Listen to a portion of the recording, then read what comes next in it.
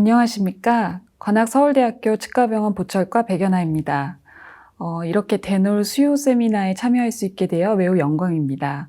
저는 오늘 임플란트 국소 위치의 임상 적용 및 합병증이라는 내용으로 현재 임플란트 국소 위치에 대한 연구 현황 및 임상적인 컨센서스를 살펴보고 제가 실제로 임플란트 국소 위치를 수복한 증례를 공유하고자 합니다. 임플란트 국소 위치는 IRRPD, ISRPD, IARPD 등으로 임플란트의 역할에 따라 다양하게 불리고 있는데 보다 포괄적으로 부를 수 있는 IARPD가 최근 가장 많이 쓰이는 용어인 것 같습니다. IARPD로 수복하는 방법에는 크게 임플란트를 의치 하방에 두고 다양한 어태치먼트를 통해 덴처와 연결하는 방식이 있고, 임플란트 지지 상부 보철물을 서베이드 금간의 형태로 만든 후에 통상적인 국소 위치로 제작하는 방식이 있습니다.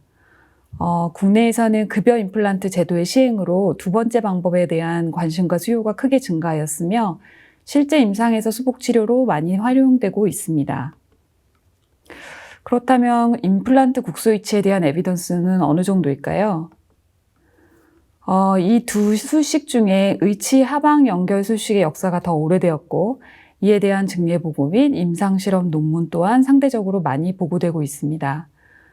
임플란트 국소 위치에 대한 다양한 리뷰 논문들이 보고되고 있는데 이들은 대부분 의치 하방 연결 수식에 관한 연구들입니다. 공통적으로 전통적인 RPD보다 기능, 심미, 안정을 향상시켰다고 보고하고 있고 더불어 환자의 만족도 증가와 높은 임플란트 성공률을 보고하고 있습니다. 또한 보고되고 있는 합병증으로는 임플란트 치아 상실 등의 생물학적 합병증에 비해서 스크류 루즈닝, 보철물 디스멘테이션 등의 기계적 합병증이 훨씬 높게 보고되었습니다.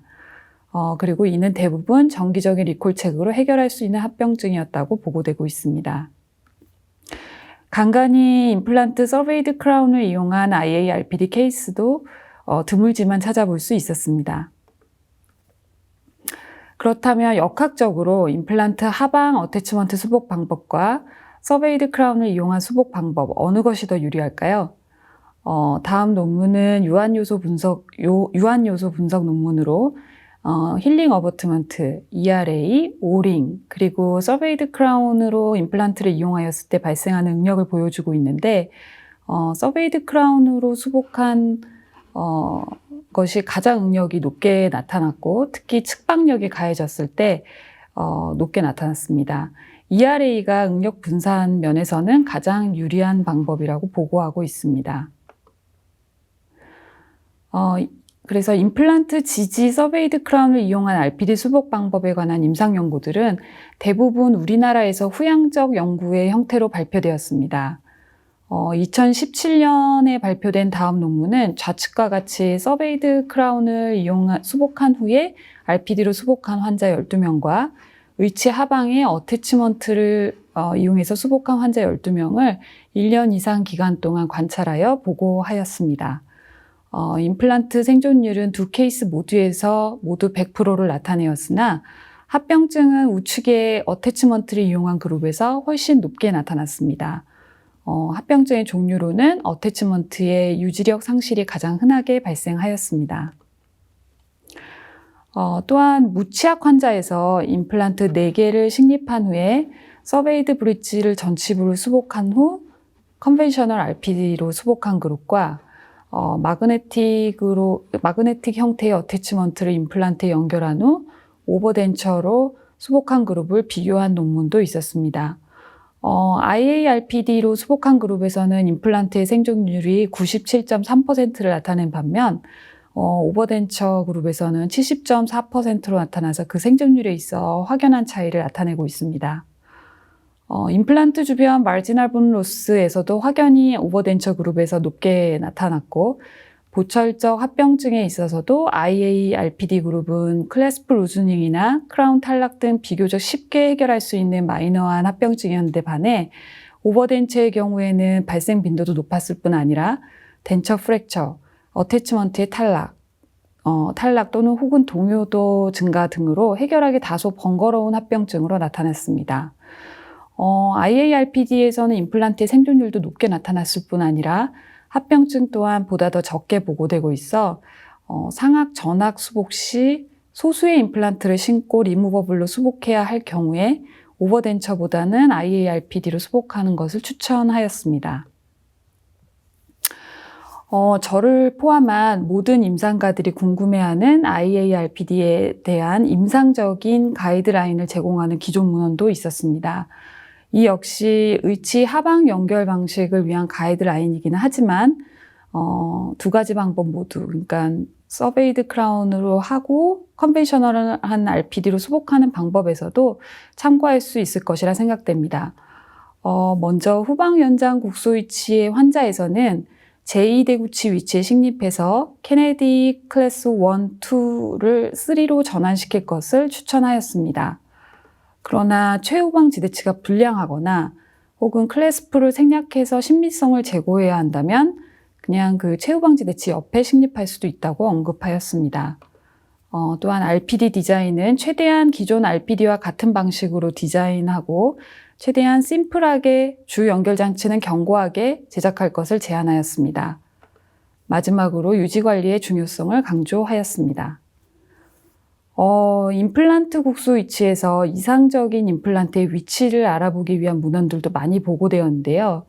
이들은 모두 유한요소 분석법을 이용한 실험실 논문으로 모두 의치 하방 연결 방식, 즉 어태치먼트를 이용한 방식을 재현한 것들이었습니다.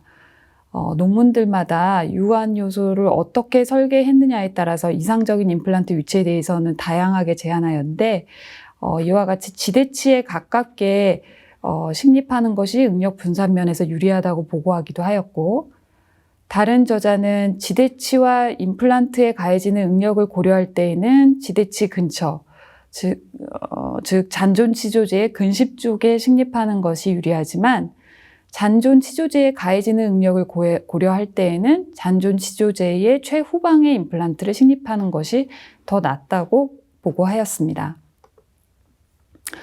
또한 일부 저자들은 제1대구치에 식립했을 때 4번, 5번, 7번에 식립했을 때보다 전체적인 응력 분포 고려 시 최선의 결과를 나타냈다고 보고하였습니다. 이와 같이 이상적인 임플란트의 위치가 절대적으로 정해져 있는 것 같지는 않습니다. 지대치 바로 후방에 이렇게 식립하는 경우에는 그 지대치를 보호하고 또 어태치먼트를 활용할 경우에 클래스프를 생략해서 그 신미성을 제고할 수 있습니다. 후방에 이렇게 식립할 경우에는 케네디 클래스 1이나 2를 3로 변환시킬 수 있고 또 무취약 부위에서 지지를 확실히 증가시켜 환자의 선호도가 가장 높았다고 보고되고 있습니다. 하지만 실제 임상에서는 이렇게 최후방 구치의 골높이가 부족해서 임플란트를 식립할 수 없는 경우들이 많습니다. 그렇다면 이제 제가 IARPD를 실제 임상에 적용한 케이스에 대해서 살펴보도록 하겠습니다. 먼저 엇갈린 교합 상태의 환자를 수복한 증례들입니다. 엇갈린 교합 환자에서는 비대칭 잔존치하에 의해서 의치의 회전이 일어나고 또 잔존치의 교합압으로 인해 대합 치조제의 고릅수가 발생하여 치조제와 교합 평면의 비대칭이 관찰됩니다. 이 첫 번째 환자분은 제가 수련회 때 수복했던 환자분이신데요. 당시만 해도 임플란트 국소 위치에 대한 개념이 지금보다도 훨씬 없었기 때문에 나름대로 고민도 많이 하고 교수님들께 조언을 많이 얻어서 진료했었던 기억이 납니다. 이 환자분은 이렇게 엇갈린 교합 상태로 고경을 결정지는 접촉점이 없고 상악 전치부, 우측 치아들의 상실과 잔존치로 인한 치조골 흡수로 심한 반대 교합과 상하골 높이의 비대칭을 보이고 있었습니다.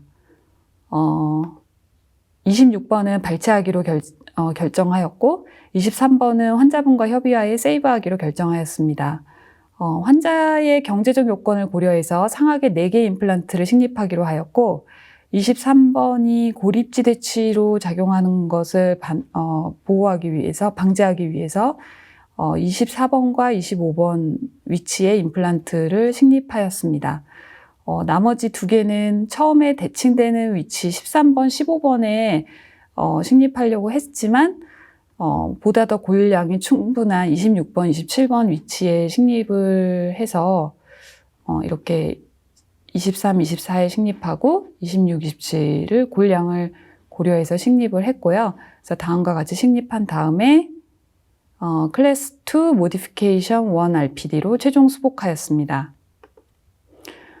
상악 전치부를 RPD의 의치상을 이용해서 수복했기 때문에 립 서포트를 다음과 같이 개선할 수 있었습니다. 두 번째 환자분입니다. 이 두 번째 환자분 역시 비대칭으로 남아있는 잔존치로 인해서 대합 치조제의 고릅수로 심한 교합평면의 캔팅이 관찰되고 있었습니다.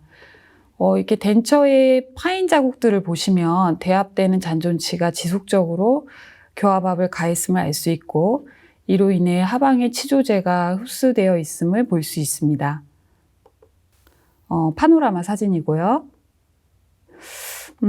일단 잔존치에 대합되는 지지를 만들어주기 위해서 이렇게 40번대의 임플란트를 식립하였고, 그리고 여기에 양측의 대칭을 맞추기 위해서 30번대의 같은 위치에 식립하였습니다.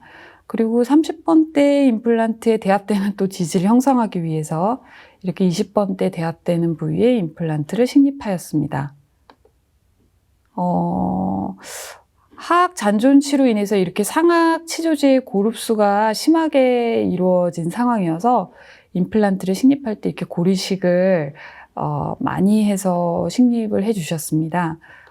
그러나 보철을 시작하기도 전에 25번 위치에 임플란트가 빠졌고, 그래서 환자분은 근데 추가적인 수술을 원치 않으셔서 이렇게 23번만 남는 상황이 되었습니다. 임플란트 식립 후 템퍼러리 RPD를 딜리버리한 모습입니다. 이 환자분의 경우에는 교합평면의 비대칭이 매우 심했기 때문에 제 나름대로는 왁스림에도 표시하고 페이스보도 하고 해서 진료실에서의 환자 정보를 기공실에 전달했는데도 이렇게 교합평면이 캔팅된 보철이 제작이 되어 왔습니다.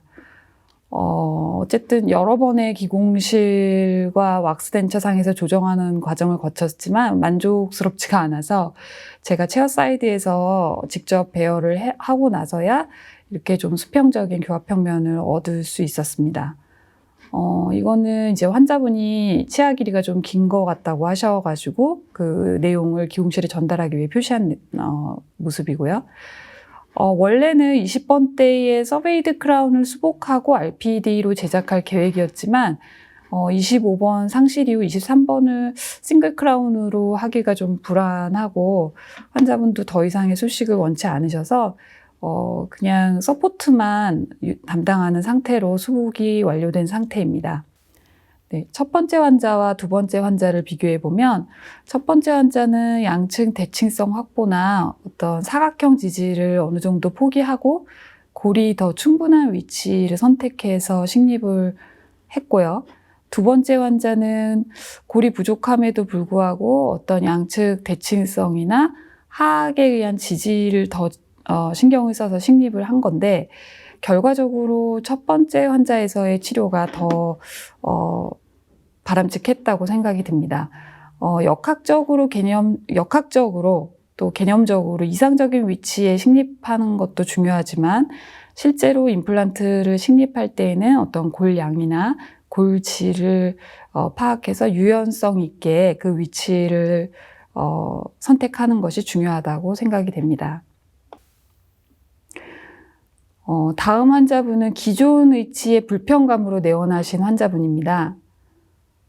비대칭 잔존치아 및 수직적 지지가 없는 상태가 관찰되었습니다.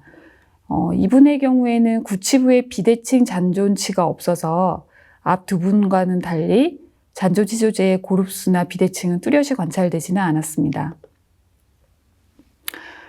역시 비용적인 문제로 임플란트를 4개를 식립하기로 하였고, 다음과 같은 사항들을 고려해서 이렇게 그 상악 전치부와 하악 전치부 위치에 임플란트를 식립해서 대합되는 치아에 대한 지지를 확보하고 RPD 지대치, 남아있는 자연치의 연속성을 확보하고 기존 자연 지대치를 보호하며 대칭을 이루고자 하였습니다.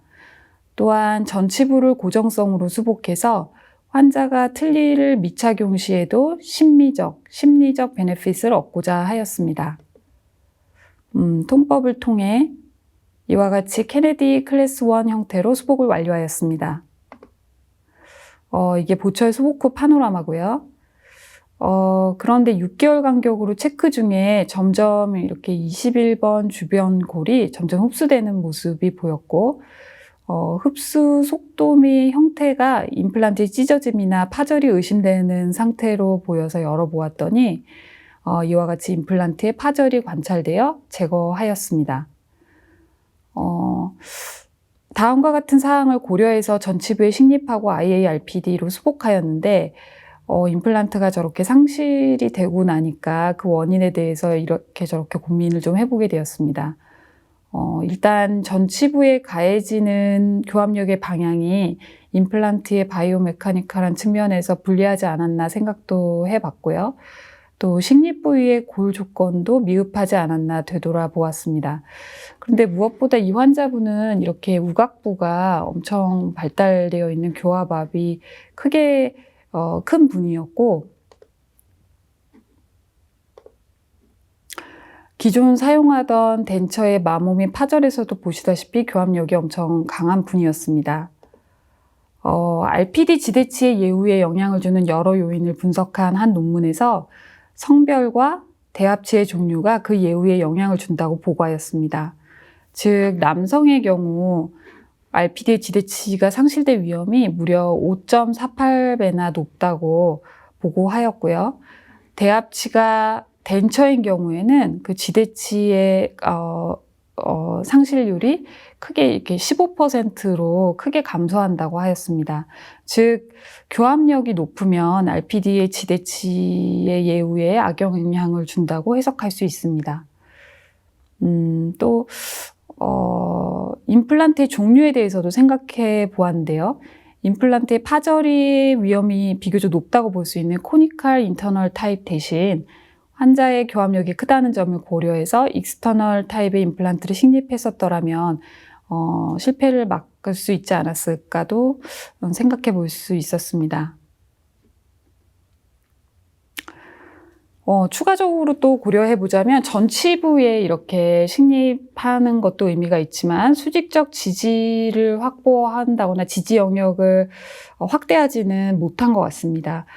즉, 이 환자는 4개의 임플란트만으로 IARPD를 통해 수복하기에는 다소 부적합한 환자가 아니었나 생각이 됩니다. 다음 증례들은 잔존치에 대한 대칭성 확보를 통한 양측 저작을 만들어주기 위한 수복 환자들입니다. 처음 내원하신 상태입니다. 이 환자분도 지금 보니까 엇갈린 교합 상태였다고 볼 수도 있겠네요. 근데 이 환자는 상악을 모두 발치해야 하는 경우였기 때문에 케이스가 보다 단순해졌고요. 40번대에 남아있는 잔존치와 대칭을 이룰 수 있도록 임플란트를 식립하고 클래스 1 모디피케이션 1으로 수복한 케이스입니다. 네, 처음 내원하신 상태입니다. 이 환자분도 엇갈린 교합 상태였다고 볼 수 있는데요. 그러나 이 환자분은 상악을 모두 발치해야 하는 경우라 케이스가 보다 단순해졌습니다. 40번대에 남아있는 잔존치와 대칭을 이룰 수 있도록 임플란트를 식립한 후에 클래스 1 모디피케이션 1으로 수복한 케이스입니다. 이렇게 수복을 했고요. 다음 환자분도 비슷한 케이스입니다. 이와 같이 편측 지대치가 이렇게 남아있는 경우에 특히 상악과 달리 지지를 도와주는 팔레이트가 없는 하악에서 대칭되는 위치에 임플란트를 식립해 줌으로써 의치의 유지, 안정, 지지의 증가와 환자의 양측성 저작을 기대할 수 있습니다. 다음은 무치악 환자에서의 IARPD의 활용입니다. 처음 내원하신 환자 상태입니다. 잔존치 모두 발치하여 무치악 상태가 되었습니다. 이와 같이 완전 무치악에 막 입문하게 된 환자들은 총위치에 대한 거부감, 두려움이 크신 경우가 많습니다. 특히 의치의 유지에 대한 두려움, 그러니까 의치가 뚝뚝 떨어지지 않나요? 라고 많이들 물어보시는데요. 이런 경우 저는 픽스드로 완전히 수복이 불가한 경우에 IARPD를 권유드리고 있습니다. 이 환자분의 경우에는 소구치와 견치 위치에 식립해서 전치부는 픽스드로 수복하고 케네디 클래스 1으로 수복하였습니다. 이렇게 픽스드로 A 유닛을 수복하는 경우에 정확한 보철물을 제작하기가 어려운 상황이 발생하는데 보다 더 정확한 인상을 체득하기 위해 반드시 코핑을 모두 스플린팅해서 인상 체득하고 있습니다. 또한 픽스드 보철 제작 전에 이와 같이 왁스 덴처를 제작해서 시적해 봄으로써 임플란트 상방에 치아 배열이 제대로 되어 있는지를 확인하고 필요한 경우에는 이렇게 플레인지를 삭제해서 립 서포트가 잘 이루어지는지 또 하부의 임플란트도 확인하는 작업을 하고 있습니다. 무치악 환자에 대해서 IARPD로 수복할 경우 의치의 유지 지지 안정이 증가하고 심리적 만족도가 증가하고 VD를 유지함으로써 컨비네이션 신드롬을 예방할 수 있을 것이라 기대됩니다. 저 같은 경우에는 기존의 CD를 잘 사용하고 있는 분들의 경우에는 환자분들이 특별히 요청이 있지 않는 한 IARPD를 고려하지는 않고 있고요. 막 무치악이 되신 분들에게 이러한 IARPD를 권유해드리고 있습니다. 또한 전치부의 골량이 풍부해서 립 서포트가 크게 필요하지 않은 경우에 대해서 이러한 형태의 IARPD를 시행하고 있습니다. 이 환자분도 이번에 무치악에 막 입문하신 분으로 앞에 환자분과 유사한 위치에 임플란트를 식립하였습니다. 그런데 이 환자분은 비용상의 문제로 전치부를 전부 픽스드로 수복하지 않고 덴처의 인공치로 수복해서 케네디 클래스 1 모디피케이션 1 RPD로 수복하였습니다. 위에 환자분은 지금 보시면 위에 환자분은 전치부를 모두 픽스드로 수복하였고요. 아래 환자분은 퍼닉이 아니라 이렇게 덴처로 수복한 케이스입니다. 이와 같이 픽스드로 수복한 경우에는 비용이 많이 들어가고 또 전치부의 골 흡수가 심하지 않아서 립 서포트가 부가적으로 필요 없을 때 사용하고요. 아래 같은 경우에는 상대적으로 이제 경제적인 장점이 있고 또 상악 전치부에 골이 없을 때 립 서포트를 증가시킬 수 있는 장점이 있습니다. 이렇게 픽스드로 전체를 수복할 경우에 보철 과정이 다소 부정확하기가 쉽고 또 수리가 필요할 때 좀 어려운 단점이 있고요. 위생 관리가 좀 어려운 단점이 있습니다. 즉 이렇게 환자분이 파닉 부위, 하방 부위를 잘 관리가 안 되는 경우에 이렇게 염증이 생겨서 오시는 경우가 있고 파닉 주변으로 이렇게 연조직이 자라서 올라오는 경우도 있습니다. 반면 이렇게 아래쪽 같이 수복한 환자분은 위생 관리가 비교적 용이한 편입니다. 그렇지만 덴처를 미착용 시에 위의 환자분 같은 경우에는 환자의 심리적 만족도가 큰 편이고 또 발음이나 감각에 중요한 이렇게 구개 전방부를 덴처의 팔레이트 부위를 열어줄 수 있는 장점이 있기 때문에 또 환자분들의 만족도가 큰 편이기도 합니다. 하악의 경우에는 하악 운동 시 부착되어 있는 근육이나 인대에 의해서 하악의 디포메이션이 발생하는 것으로 알려져 있습니다. 이와 같이 원래 계획과 달리 가끔 임플란트가 이렇게 후방에 신겨져 오는 경우들이 있는데요. 이런 경우 멘탈 포라멘 사이에 있는 임플란트만 스플린팅 하는 것을 원칙으로 하고 있습니다. 즉 이 환자분도 앞에 3개만 연결을 했고요. 하나 이쪽은 따로 수복을 해드렸고요. 이런 경우 이쪽에는 클래스프를 굳이 하지 않거나 혹은 어태치먼트를 달아서 어태치먼트로 수복하는 것도 가능하겠습니다. 앞에서 말씀드린 대로 IARPD로 수복 시 대합체의 종류를 고려하는 것이 매우 중요한데요. 앞의 케이스들처럼 CD나 IARPD로 수복하는 경우에 비해서 이와 같이 대합치가 모두 픽스드로 되는 경우들도 있는데 이런 경우 그 예우를 아주 주의해서 살펴보아야 하겠습니다. 될 수 있으면 이런 형태의 대합치가 모두 픽스드인 수복물은 하지 않으려고 하는데 구치부에 임플란트가 식립하지 못하는 경우에는 어쩔 수 없이 이렇게 IARPD의 형태로 수복하게 되는 경우가 발생하는 것 같습니다. 향후 기회가 된다면 이분들의 예후에 대해서도 알려드릴 수 있는 기회가 있었으면 좋겠습니다. 다음은 하악 오버덴처의 대체 치료입니다. 하악에서 어태치먼트의 종류에 상관없이 2개의 임플란트를 식립 후 오버덴처로 수복하는 것이 CD로 수복하는 것보다 환자의 만족도가 크다고 보고되면서 오버덴처가 널리 활용되어 왔지만 오버덴처의 급여 임플란트 적용이 안 되면서 이와 같이 33, 43에 심고 오버덴처 대신 이렇게 서베이드 픽스드 보철로 수복 후 클래스 1 RPD로 수복하는 경우가 많아지고 있고, 저는 상악이 CD인 경우에 한해서 적용하고 있습니다. 이런 경우 가장 염려되는 부분은 컨비네이션 신드롬의 발생인데요. 잦은 리콜책을 통해 교합 조정과 릴라이닝이 반드시 필요합니다. 다음은 케네디 클래스 4로 IARPD로 수복한 케이스를 말씀드리겠습니다. 이 환자분은 상악을 모두 발치해야 하는 케이스였는데 환자분은 그 총위치에 대한 두려움으로 풀 픽스드로 상악 수복을 원하셨습니다. 그런데 전방부의 골이 너무 부족해서 임플란트 식립이 가능한 공간에 식립을 하니 다음과 같이 식립할 수밖에 없었는데요. 따라서 클래스 4 RPD의 형태로 수복하게 되었습니다. 저렇게 전방부 무체악이 큰 경우에는 이 케이스 조직 지지 RPD와 같은 원리를 적용해서 디자인했는데요.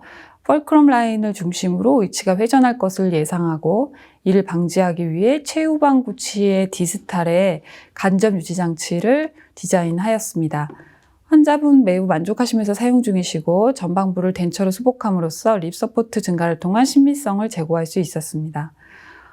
다음은 제가 이렇게 IARPD를 수복하면서 실질적으로 제가 느낀 합병증들을 소개해드리고자 합니다. 일단 문헌에서 제시하는 IARPD의 합병증들입니다. 임플란트의 손실, 어버트먼트 루스닝, 자연지대치의 탈락, 보철물 디스멘테이션, 덴처 파절, 치아 암호 등을 제시하고 있었습니다. 이에 더해서 제가 실질적으로 자주 겪는 환자의 불편감은 푸드 리텐션입니다. 위에서 이렇게 보시는 바와 같이 긴 형태의 수복물을 제작할 수밖에 없고 이로 인해서 하방의 음식물이 저류되는 현상이 많이 발생하는데요. 이를 해결하기는 사실 어렵고 환자에게 IARPD로 수복하기 전에 음식물이 낄 수 있다는 점을 충분히 반복 고지하고 이렇게 너무 심하게 길게 제작이 될 게 예상되는 경우에는 어태치먼트로 수복을 해주고 의치로 수복하는 것이 방법이 될 수도 있겠습니다. 또한 그 임플란트에서만 교합이 이루어진다는 것도 합병증의 하나입니다. 그러니까 리콜책을 하러 오실 때마다 덴처의 교합점은 점점 약해지고 이렇게 임플란트에서만 교합점이 찍히는 현상을 많이 보게 되는데요. 오실 때마다 이렇게 교합 조정을 계속 해주는 것이 중요하다고 하겠습니다. 그런 의미에서 이렇게 클래스 4 RPD로 수복하는 경우에는 구치부에서 이렇게 안정되게, 구치부에 임플란트가 들어가 있기 때문에 구치부에서 이렇게 안정되게 교합점이 찍혀서 오시기 때문에 이렇게 교합 조정의 필요성이 크지 않은 장점이 있었습니다. 앞의 문제점과 그 맥락을 거의 같이 하는데 임플란트 부분에 교합이 강하게 형성되다 보니까 포셀린 파절이 매우 빈번하게 발생합니다. 자연치에 비해서 임플란트에서 더 포셀린 파절이 더 많이 발생하는 것으로 보고되고 있는데 IARPD의 경우에는 특히 또 이쪽에 더 교합력이 집중되면서 더욱더 많이 발생하는 것 같습니다. 교합 조정을 꾸준히 해주고 또 덴처 릴라이닝을 통해서 교합점을 분산시키는 것이 중요하다고 하겠습니다. 그런 의미에서 이렇게 구치부에 임플란트를 수복하는 경우에는 이렇게 메탈 오클루전으로 해준다면 포셀린 프랙처의 위험에서 좀 비켜나갈 수 있지 않을까 싶습니다. 이제까지 발표 내용을 요약하면 아직은 임플란트 국소 위치에 대한 에비던스의 부족으로 보편타당한 원칙은 부재하지만 그 임상적으로 적용 시 그 효율성이 크고 우리나라를 중심으로 결과가 양호한 후양적 연구들이 많이 보고되고 있습니다. 향후 더 많은 임상 경험과 연구가 축적된다면 지금보다 더 보편적인 치료로 자리 잡을 수 있을 거라 기대됩니다. 이상으로 부족한 발표 마무리하겠습니다. 경청해 주셔서 감사합니다.